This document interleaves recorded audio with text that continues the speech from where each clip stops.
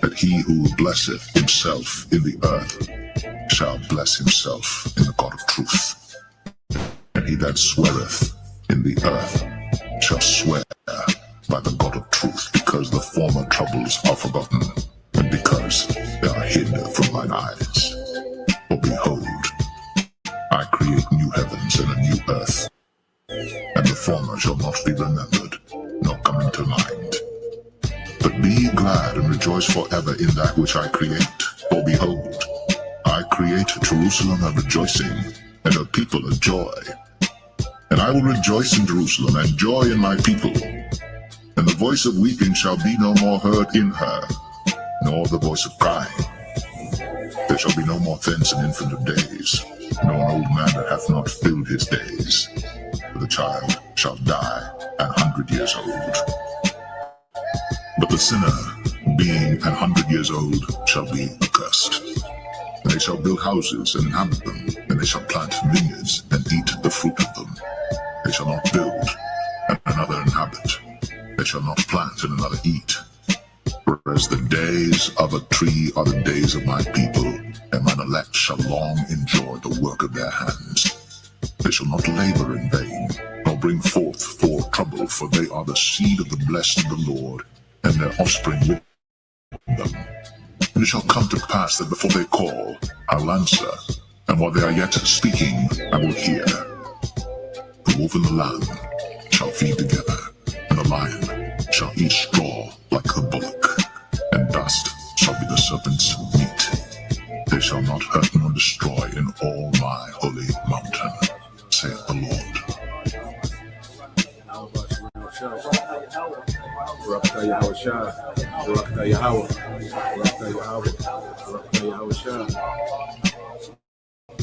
The Most High ruleth in the kingdom of men, and he's getting ready to set us up over the planet Earth.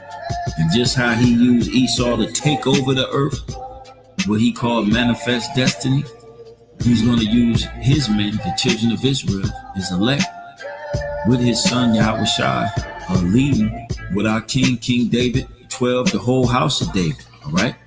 They going to take over the new world. They're going to take over the planet Earth and establish righteousness, just as Esau took over the earth and established wickedness. The children of Israel are going to take it over and establish righteousness.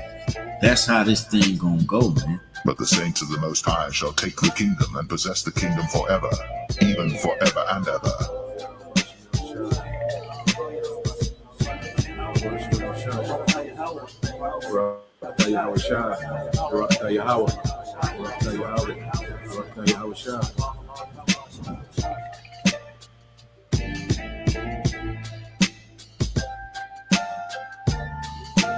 But the saints of the Most High shall take the kingdom and possess the kingdom forever, even forever and ever.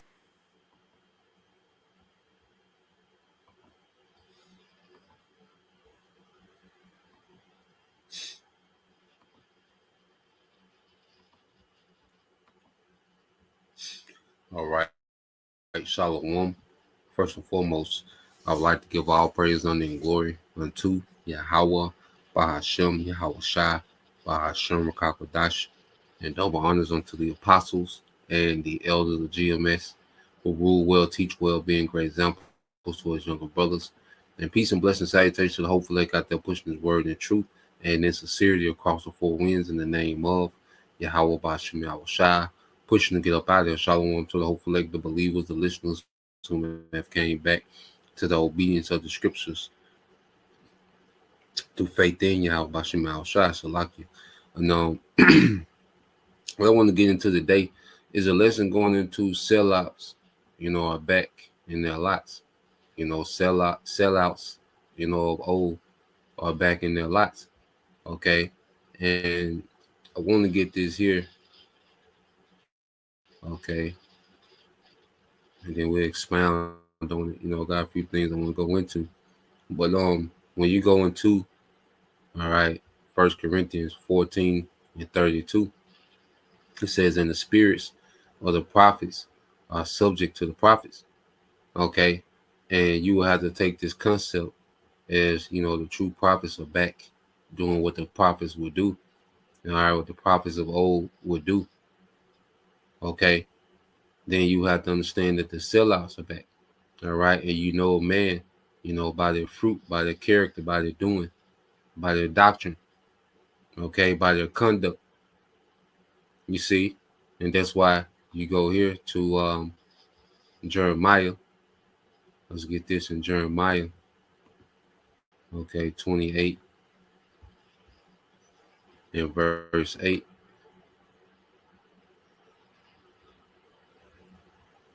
This book of Jeremiah 28 and 8.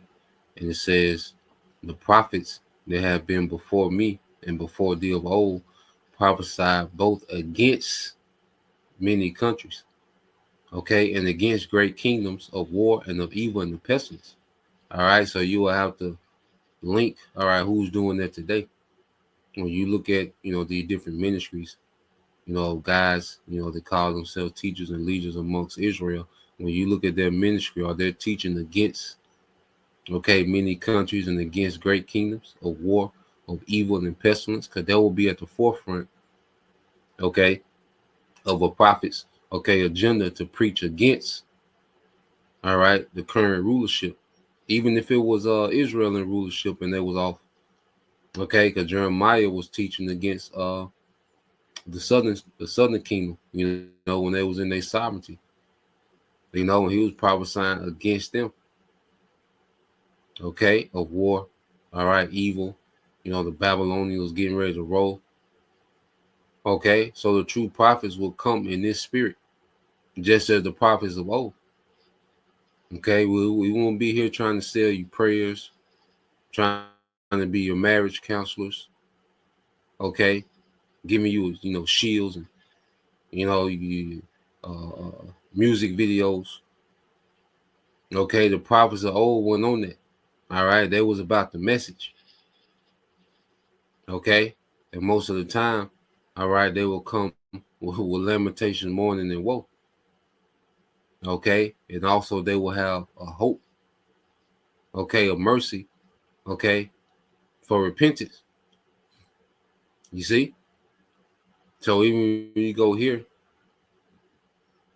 all right, if that's the case, with the prophets of old, well, they will come back doing, okay, the things that the prophets of old will be doing. Okay, prophecy will be at the forefront of the ministry. Things that's happening in real time, okay, dealing with what's written in the scriptures, that will be at the forefront, okay, of what prophets will be doing. Okay, the true prophets never were about gimmicks. Okay, they never joined themselves to, all right, the government of the heathen. Okay, they never did those things. All right, it wasn't friendly, to the current world order. All right, they was outcasts. People hated to see them coming. Okay, so the prophets of old, okay, are back today. Well, the sellouts are back too, and this is why Yahweh Shai said you should know a tree by its fruit. Okay, Matthew 7:14 said, beware of false prophets, which come to you in sheep's clothing, but inwardly they are raven and wolves, man. Okay, they destroy your spirit, they devour your spirits. Okay, you people that's following, certain men, you're being devoured. You're being spiritually devoured, financially devoured. Okay, you see, you've been extorted, grifted, confused, intentionally confused. Okay, so you're dealing with a raven and wolf, aggressively destroying your spirit. Okay, and it says, ye shall know them by their fruits. Do men gather grapes of thorns, or figs of thistles? Even so, every good tree bringeth forth good fruit, but a corrupt tree bringeth forth evil fruit. Okay, and look at the doings of these men.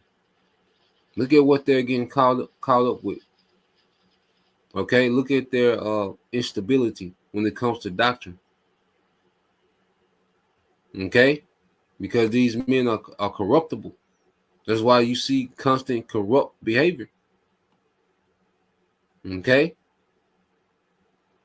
so this is what we're seeing, amongst the ministry. All right, but this just shows you that the sellouts are back in their lot. Okay, it says a good tree cannot bring forth evil fruit, neither can a corrupt tree bring forth good fruit, man. All right, and you look at their fruit, their doings. So you look at their doctrine, their conduct, their rebellion.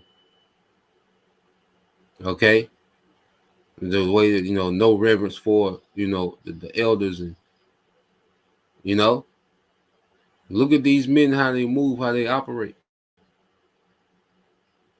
Okay, that's how you know. It says every tree bringeth not forth good fruit is hewn down and is cast into the fire, man. And see, we'll come to a time where the Lord finna start hewing these bad trees, man, because all they do is produce is bad fruit.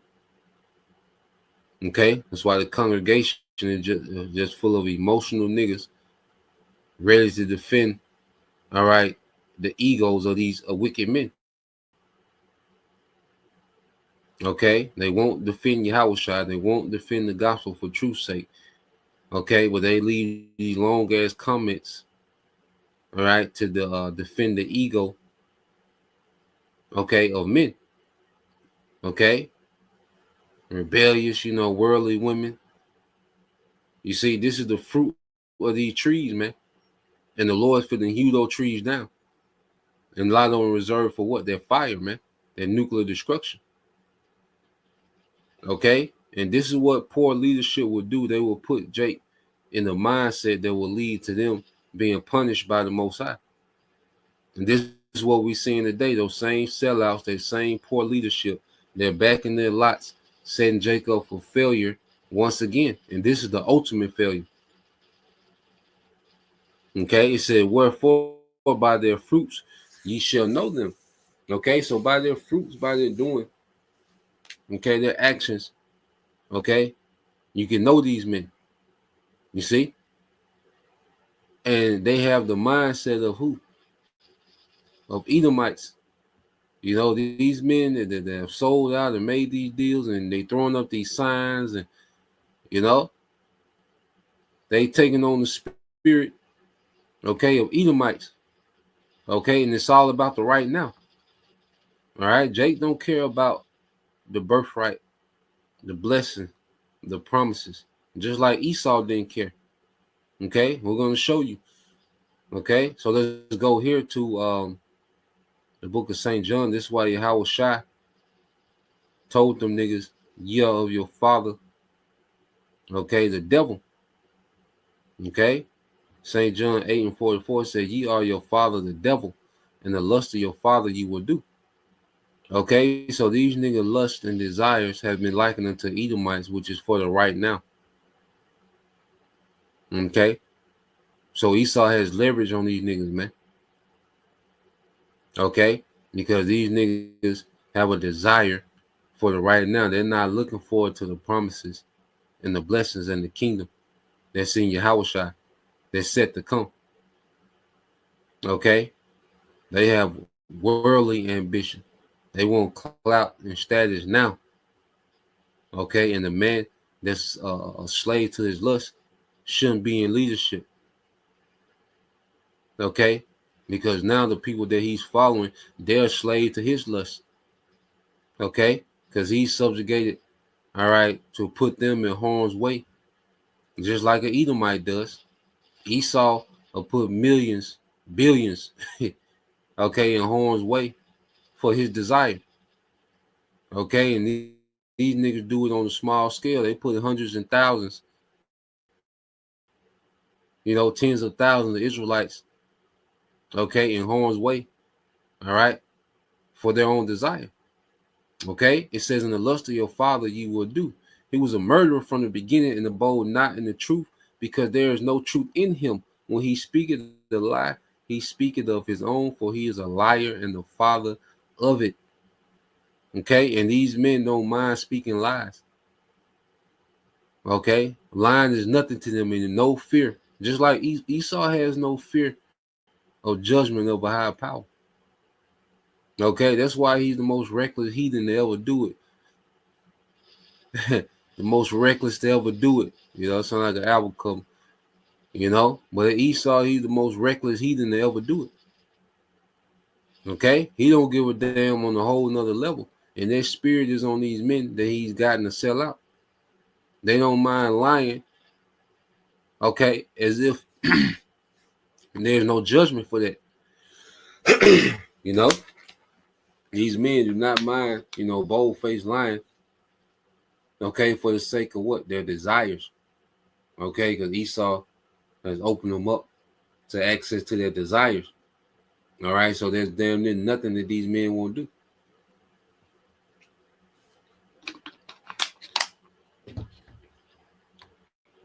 So let's go from there, just to go back to Esau and his mindset, and that's the mindset he has pushed, okay, on these sellouts of today.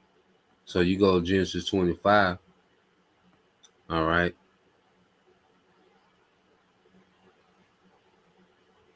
This is Genesis 25 and 29. It says, and Jacob sighed pottage, and Esau came from the field and was faint. And Esau said to Jacob, feed me, I pray thee, with the same red pottage, for I am faint. Therefore his name, all right, was called Edom, which goes into red. You know, that's an indicator, one of the indicators in the spirit, today, Esau, so-called wife of love, all right, that uncooked meat, and pink ass steaks, okay, skin, light brown, that's Esau's spirit. Okay, so it's indicator, for the most part. You see, and you have niggas that get into that too. Once they hang around Esau, niggas is talking about a steak, all right, tartar. Okay, but let's get this in. It's in the A&P. See how it sounds. I don't think I read this in the A&P yet. Get it, see if it spice it up a little bit. All right, so let's go back to Genesis 25, all right, and 29. It said Jacob, all right, had cooked, all right, reddish brown lentil stew, all right, when Esau came from the field and was famished. And Esau said to Jacob, please let me have a quick swallow of that red stuff there, because I'm exhausted and famished. For that reason, Esau was also called Edom, okay, red. And it said, Jacob answered, first sell me your birthright, okay, the rights of the firstborn, all right. So Jacob is making a proposition, okay. It says in latter times, as a footnote, in latter times, this was the right of the firstborn to take over the head of the family and to receive a double share of the inheritance. The rewards given to Jacob appear to have been even greater.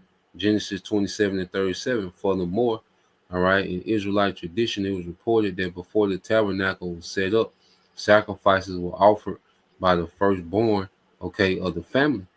You see, and it was always meant for Jacob to receive the birthright. That's why the scriptures, Exodus 4:22, call what Jacob is firstborn. Okay, because we were firstborn in the spirit. Esau is firstborn in the flesh. Okay, which technically he was supposed to get the birthright from Isaac. Okay, but for the sake of controversy, the Lord had this play out exactly how it did. According to, all right, prophecy and how the Lord wanted to set up, okay, the atmosphere for Yahushua to return. He wanted Yahushua to return into a hostile atmosphere between Jacob and Esau. Okay, Jacob answered, first sell me your birthright, the rights of a firstborn. Esau said, look, I am about to die. If I do not eat soon, so of what use is the birthright to me? So of what use is the birthright to me? And this is a mindset. You see, he was concerned about the right now. Okay, he didn't have a vision. Okay, for this promise, for this birthright, what was given, to Abraham and Isaac. Esau, he didn't see no value in it because it wasn't right now. Okay, just like Jake. Jake is concerned with the right now. These men, okay, they don't mind lying to you, okay, because it enhances their right now. You see, they don't care about what's promised unto us as a people. That has nothing to do with them. They need something now, okay, which is what? The spirit of an Edomite. You see, it said, Jacob swore an oath to me today that you're selling it to me for this food. So he swore an oath to him and sold him his birthright. Then Jacob gave Esau bread and lentil stew, and he ate and drank and got up and went, all right, on his way. All right, in this way, Esau scorned his birthright. All right, and that's what he got these niggas doing, not caring about the kingdom to come. Okay, but Esau has started pampering these niggas now, and they cool. Okay, Jake straight. So Jake has taken on the mindset, okay, of an Edomite. All right, this is why Yahweh Shai was saying that about these niggas, man. Let's get this here real quick. Let me get some more precepts. I just want to go into this. All right, these niggas are back, man. Okay. So let's go.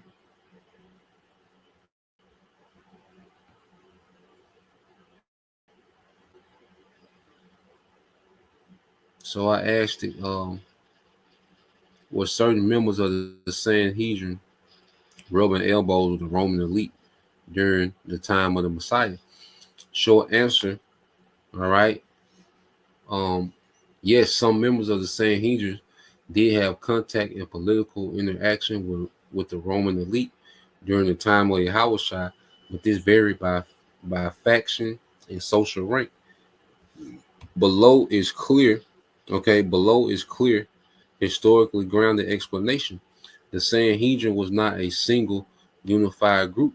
The Sanhedrin, okay, was composed of the high priest, all right, and the chief priest, mostly from the Sadducees party, elders, which were the aristocratic families, and the scribes and Pharisees, which were legal experts, all right.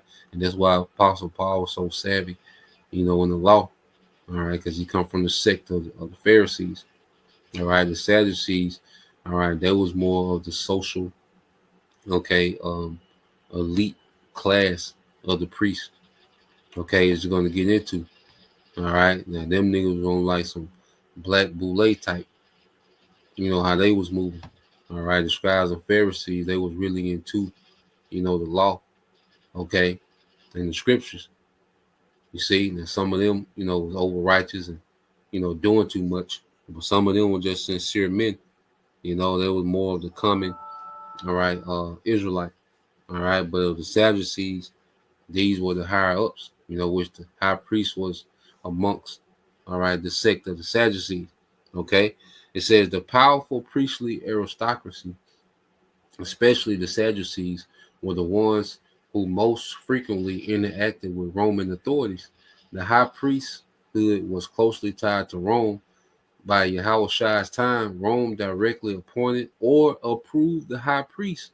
This means high priests like Caiaphas in office AD 18 to 36 held power because they were acceptable to Roman governors. Okay? They were acceptable to Roman governors, man. All right? They were the lapdogs, okay, of the Roman government. All right? They said they had to maintain order in Judea to keep Roman favor. And that's why Caiaphas was losing about Yahushua. Because his whole duty was to keep Judea subservient to Rome. Okay? And the Sadducees didn't mind Jake, moving like the Romans. The Pharisees, they didn't like Jake, living like the Romans. The Sadducees, they didn't mind whatever it took to keep, order and peace. So they didn't mind Jake moving like Romans, man. Okay, long as it kept order. You see? It said it was coming for them to negotiate or cooperate with Roman prefects like Pontius Pilate. It said the high priestly families, example, Annas, all right, Annas, Annas, I believe he's in the book of Acts. He comes after Caiaphas. Caiaphas and Boethus and others were wealthy, politically savvy aristocrats who frequently dealt with the Roman elite. They was up. They was up there. Okay? So these men, Yahweh Shai's doctrine, they didn't care about the poor being preached the gospel. They didn't care about the poor being fed, the miracles. Okay? Jake had ailments. Jake able to, you got to think about it. Jake was blind and crippled. Now Jake walking and can see and can hear, can speak. Them niggas like, damn, he got to go. Just because it was a threat to their situation. It wasn't, they didn't look at, okay, then our people are being helped. They ain't look at it from their perspective. Just like today, these guys don't care about y'all, man. They care about them. Okay? They put on this appearance like they just, all about the people. You see? But Jake cared about them when Yahweh Shai became a threat to these niggas' status and these niggas' lifestyle, he had to go. They didn't care how much he was helping. Okay? Jake was in captivity. They didn't care how much Yahweh Shai was for his people. You see? That didn't factor in. The only thing that factored in was their situation. Okay? And these same men are back in that same spirit to where the only thing that matters is their circumstance. They don't care what you niggas believe. Okay? They don't care they don't care how confused you are. Okay? Long as their personal circumstances remain the same, their lifestyle remains the same, they don't care. Okay? So, going back into it, says rubbing elbows, if an overstatement, but political contact was real. They were not socializing casually with Roman elites at banquets or clubs. Yeah, they were do boys. All right, they was the help. That's why Howard Shah said, y'all niggas from below, man. Okay? Y'all content, all right, with being these lap dogs, these do boys. Okay? The tap dance for Rome. Okay? It said the Roman Israelite social mixing was limited, but there were political cooperation and communication.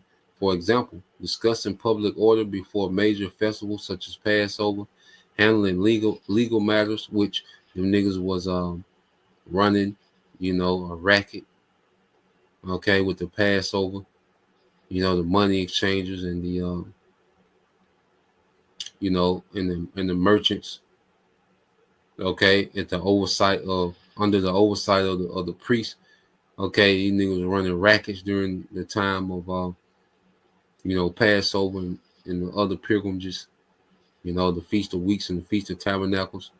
Okay, it says handling legal matters where Rome retained authority, including capital cases, ensuring tax compliance and preventing revolts, coordinating with the Roman garrison stationed next to the temple at the Antonia fortress. Okay, so they were juiced in. Okay, they had to check in just like the 501c3. Okay, requires you to check in.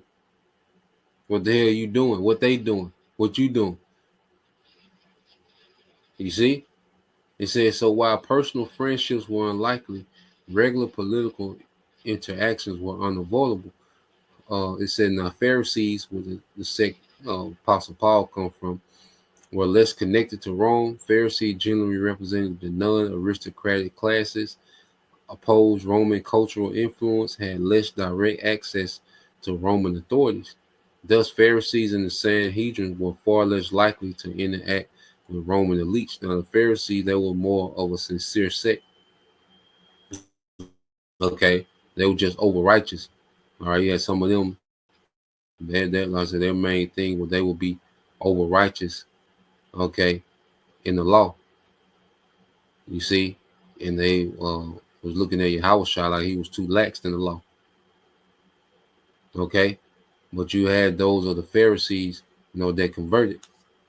Okay, now the Sadducees, you see, the majority of them guys, they were so juiced in, they were so, well off. Okay, that they were good. Okay, so let's go from there. The conclusion that yes, the uppermost aristocratic members of the Sanhedrin, especially the Sadducean high priest families, were in regular political contact with the Roman elite. All right, but with this pragmatic interaction, okay, not friendly, but this was pragmatic interaction, not friendly social mixing. Okay, so these niggas were do boys. Okay, and it came with perks. Okay, and their whole thing was to keep Jake in check. All right, not to teach the gospel, not to teach our people righteousness, to be separate. Okay, to walk in a particular way. No. Okay, their thing was their own situation. Okay, and that's why you see now niggas have taken on that same mind frame, because you go to the book of Job. All right, because you got that money and that status, that power. Okay, that's a strong demon. You got the money to do this. And, in this world you have money. People look at you a certain way, and this, it put demons on you, man. Okay, let's go here.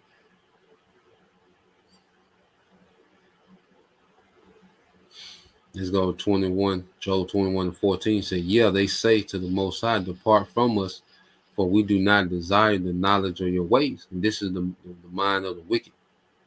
It says, who and what is the Almighty that we should serve him? And what will we gain if we plead with him? Okay, so these are the mind of the Edomites, man, because they're like, we winning without doing nothing he tell us to do. And Jake, they start winning by being rebellion, and they get in this same mind frame. Okay, so Esau like, we winning, and we don't do nothing he say. So why would we humble down and try to do things right? Like, we'll lose money. Be fair with people, Like, no, we been getting over on people and hit, and people still look at us like we for their good. So what we like? They look at serving the Lord as going backwards. Okay, and Jake has taken on their mindset. Okay, that's why Jake can't do it without the gimmicks and the games and the 501c3 and the perks and the sellouts. Okay, because you go here, Jake had taken on their mindset. When you go to the book of Malachi,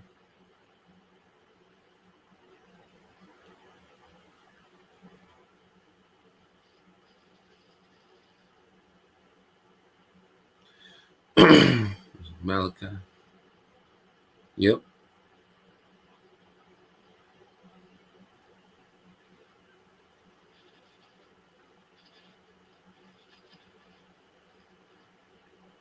This is Malachi 3 and 13. All right. And this is the Lord addressing Israel. All right, through Malachi. And it says, your words have been harsh against me, says the Lord, Yahweh B'Shem Al-Shai, because you say, what have we spoken against you? Okay, You have said it is useless to serve the Most High. This is Israelites.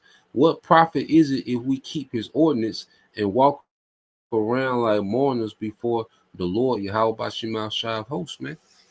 So the same mind that Esau, all right, the wicked has, Jake take on this same, okay, because Jake look at the heathen being prosperous around them, and they're not held to the law, the standard of the law.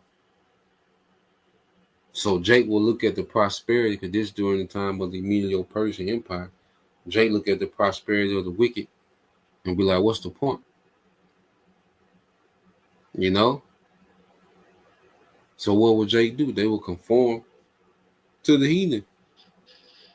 Okay, in the Maccabees, what did Jake do in the book of Maccabees? Okay, what was Jake think? Jake couldn't wait. Jake just can't wait. You know, Jake can't suffer this thing out until that blessing come, man. And then there's a conduct that's required of the Lord. Okay, that's part of the fight. The Lord wants us to have patience. That's the part of the fight. The Lord wants us to do right.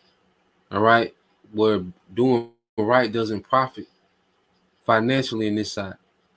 Okay, you don't get clout. You're not like.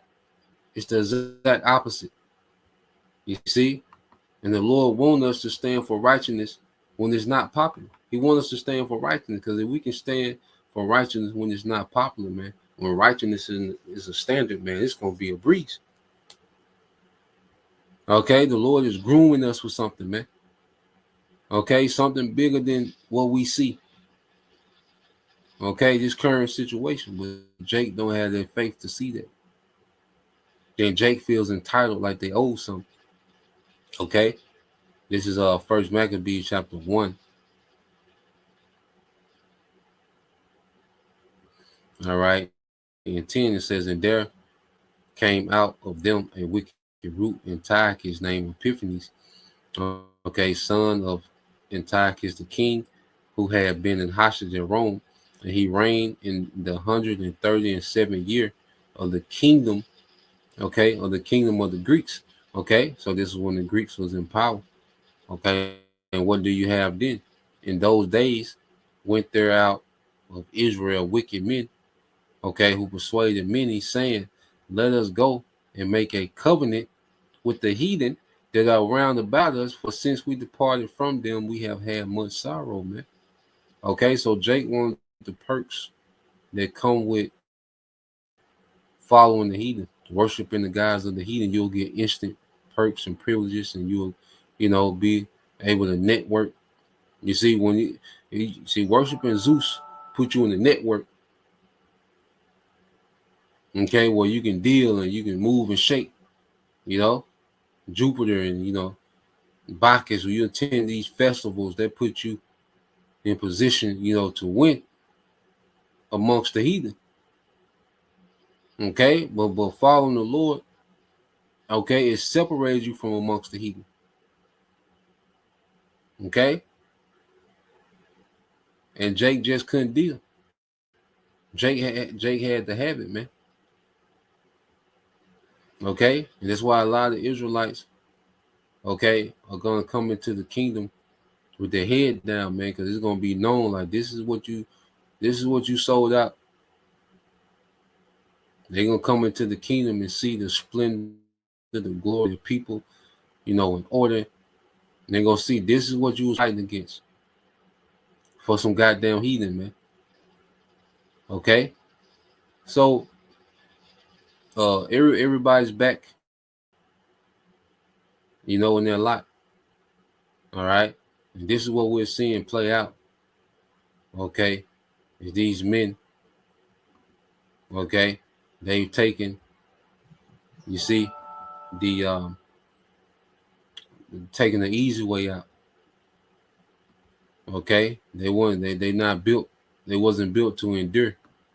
Okay, and that's why we can go back to, let's go to Hebrews 11 and get this account again. This is the mindset we should be in. This is the book of Hebrews 11. And 24 said, by faith, all right, Moses, when he had grown up, refused to be called the son of Pharaoh's daughter because he preferred to endure the hardship of the people of the Most High rather to enjoy the passing pleasures of sin. You see, Moses was a visionary. All right. And what did he have faith in? He considered the reproach of Hamashiach, Yahweh Shai. Okay. This is the rebuke he will suffer for this faithful obedience to the Most High to be greater wealth than all the treasures of Egypt, for he looked ahead and to the reward promised by the Most High. You see that? And it takes faith. Everything that this devil got in this kingdom ain't worth what we got coming, man. Moses was like, look, man, look, ain't done nothing compared to what's coming. You see? Because there was a promise made to a certain lineage, man, and Moses knew about that promise, man. Okay? So he knew, he didn't mind the suffering that came with being obedient to the Most High. Okay? Because he esteemed what the Most High promised greater wealth than all the treasure of Egypt. You see, it's a certain mindset that's going to get the victory, man. It's certain men that the Lord just got built a certain way, man. Okay? Lord, will we endure? You see, Lord, will we endure, man, and we keep this mindset going down the stretch, man. You see, it says, for he looked ahead to the reward promised, okay, by the Most High. Okay? So that's the mindset, you know, that we're in. Okay? Is that we value what's promised more than the right now. You know, and it's a place of peace too. We ain't tripping on nothing, man. We good. We ain't gotta be light. We don't need to be popular, you know. You see, we don't need, you know, ease, validation. Okay, those things don't even factor in. Understanding what we got coming. Verse 27, by faith he left Egypt. And see, we have left this place spiritually. And that's another thing too, man. As we grow in your house shop, man, like, you know, this speaking for me personally, man, I'm disgusted by a lot of this, man. You know, because the shit that come in with the things, the things of this world come with so much entanglement and confusion and dysfunction and mental, you know, mental games and, you know, manipulations and playing and all that. I hate that shit. You know, I wouldn't want to be tied to all this shit, man. You know, I'm grateful for the space that the Lord has allotted me to serve him. That's more value to me than $1 trillion. Okay? Whatever after $1 trillion. You see? You see? It said by faith he left Egypt, being afraid of the wrath of the king. It says, being unafraid of the wrath of the king, for he endured steadfastly and seeing him who is unseen, which is Yahweh Bashim Al Shai. Okay? And a lot of you Jakes, you think Esau gonna be cool on you in you know, in the transition to the new world order, like Esau, you know, like long as you in favor with Esau, you good. See, you Jake, you value being in favor with Esau more than being in favor with Yahweh Bashim Al Shai. You know, but we'll see how that play out. All right, so that was the point. You know, just wanted to get into that. You know, Lord will. You know, you brothers, all right, and you sisters, edify once again. We give all praise and glory to Yahweh, Bahashem, Yahweh Shai, Bahashem Kakodash, and double honors unto the apostles and the elder GMS who rule well, teach well, being great examples towards younger brothers, and peace and blessings, salutations to the hopeful Shalom.